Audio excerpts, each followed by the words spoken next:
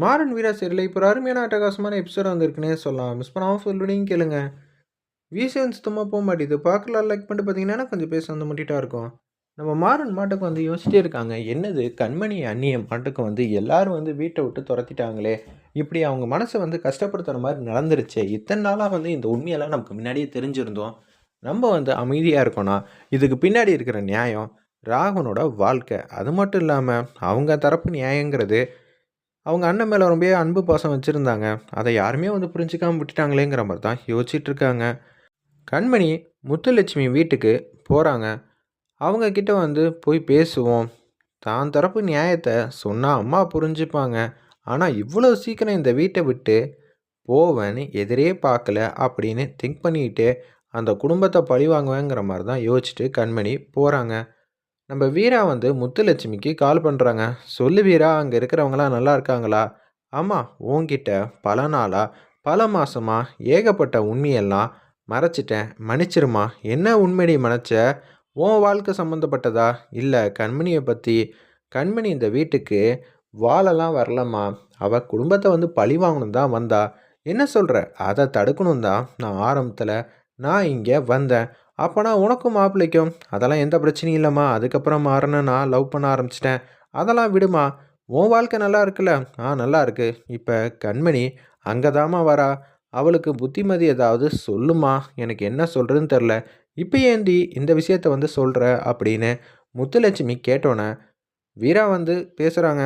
அம்மா, இத்தனை நாளாக அக்காவை பற்றின இருக்கிற விஷயத்தை எல்லாத்தையும் மறைச்சதுனால தான் நான் பண்ண பெரிய தப்பே. யாருமே வந்து அக்காவை கண்டிக்கிறதுக்கு ஆள் இல்லை. நான் கேட்டாலும் பெருசாக அவ மதிக்க மாட்டா. நீ என்னோட தங்கச்சி தான். எனக்கெல்லாம் வந்து அறிவுரை சொல்கிற வேலையெல்லாம் வச்சுக்காத வீரான்னு ஏகப்பட்ட வாட்டி சொல்லியிருக்காம்மா. என்னால் என்ன பண்ண முடிஞ்சிச்சு? ஒன்றும் பண்ண முடியல. நீ பார்த்துக்க அப்படின்னு சொன்னோன்னே, சரி வீரா, நான் பார்த்துக்கிறேன்னு சொல்லிட்டு ஃபோனை வந்து வச்சிடுறாங்க. முத்துலட்சுமி உச்சக்கட்ட கோவத்தில் வந்து இருக்காங்க. அந்த வீட்டில் வந்து என்ன இல்லை எல்லாமே வந்து தராங்க. அது மட்டும் இல்லாமல் மாப்பிள்ளைங்கெல்லாம் ரொம்ப தங்கமான பசங்களாக இருக்காங்க. அங்கே வாழ இவளுக்கு வலிக்குதா? இவளை உண்டில்லன்னு ஆக்குறேன். பொண்ணுக்கு செல்லம் கொடுத்து கொடுத்து தான் பாண்டியா நீ இப்படி பண்ணி வச்சிருக்க. பாத்தியா, பாசம் இருக்க வேண்டியதான். அதுக்குன்னு தான் வாழ்க்கையை விட அவன் என்ன மாப்பிள்ளையும் மொத்த குடும்பத்தையும் வந்து பழி வாங்கணும்னு நினைக்கிறதுலாம் என்ன புத்தி அப்படின்னு சொல்லி உச்சகட்ட கோவத்தில் இருக்கிறப்ப கரெக்டாக கண்மணி வராங்க. என்னம்மா இந்த பக்கம் அப்படின்னு சொன்னோன்னே கதவை வந்து தட்டுறாங்க. நீ இங்கே வரணும்னா ஒன்று மாப்பிள்ளையோட வரணும், இல்லாட்டி எல்லாரோடையும் வரணும். தனியாக வந்திருக்க. அம்மா, கதவை துறம்மா. நான் சொல்கிறது முதல்ல கேளு. அங்கே என்ன பிரச்சனை? அம்மா, உனக்கு தான் எல்லாமே தகவல் வந்து வந்திருக்குமே. வீரா சொன்னதெல்லாம் உண்மைதானா அப்படின்னு சொல்லி கேட்குறாங்க முத்துலட்சுமி. ஆமாம், உண்மைதானோன்னே கதவை திறக்கிறாங்க. என்ன நினச்சிக்கிட்டு இருக்க கண்மணி? எப்போ பார்த்தாலும் வந்து உனக்கு நான் சப்போர்ட் பண்ணுவேன்னு நினைக்கிறியா? அம்மா, அண்ணனுக்கு அவ தான் அப்படின்னு சொன்னோன்னே கடுப்பாயிட்டாங்க. எல்லாமே வந்து அண்ணனுக்காக அண்ணனுக்காகன்னு சொல்கிறியே. உங்கள் அண்ணன் உன்கிட்டேருந்து இதை தான் வந்து எதிர்பார்ப்பானா? நீ அந்த குடும்பத்தில் மூத்த மருமகனா யார்? எல்லாமே நீ தான். இப்போ ராமச்சந்திரன் முன்னாடி நான் எப்படி நிற்பேன்? என் பொண்ணை மன்னிச்சிருங்கன்னு என்னால் கேட்க முடியுமா அப்படின்னு சொல்லி வானத்துக்கு பூமிக்கு வந்து குதிக்கிறாங்க நம்ம முத்துலட்சுமி. இதை கேட்டோன்னே கடுப்பாயிட்டாங்க. அப்போனா நான் செஞ்சது எல்லாம் தப்புன்னு சொல்கிறியாம்மா அப்படின்னு சொன்னோன்னே, செஞ்சதெல்லாம் தப்புன்னு நான் வேற சொல்லணுமா? தப்புன்னு நீ உணரல.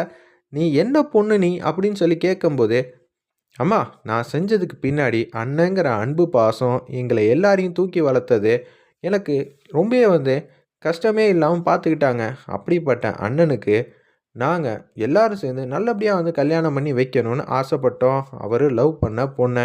ஆனால் கடைசியில் என்ன ஆச்சு? இதெல்லாம் என்னால் ஜீர்ணிக்கவே முடியல. உனக்கே இப்படி இருக்கே. பாண்டியன் என்னோட பையன். பாண்டியன் இடத்துல தான் மாறன் இருந்து நம்ம குடும்பத்தை நல்லபடியாக வந்து பார்த்துக்கிறாரு. என்னம்மா, பிரச்சனையெல்லாம் பண்ணிட்டு 3 வேளை சாப்பாடு வாங்கி கொடுத்தா போதுமா?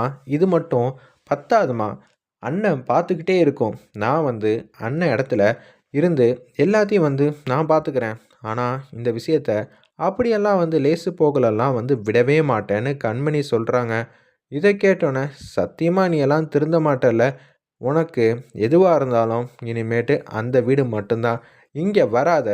அம்மா, அப்பனா நான் இதுதானே என் வீடு. கல்யாணம் ஆயிடுச்சுமா. எதுவா இருந்தாலும் நீ அங்க இருந்து தான் பார்த்துக்கணும்.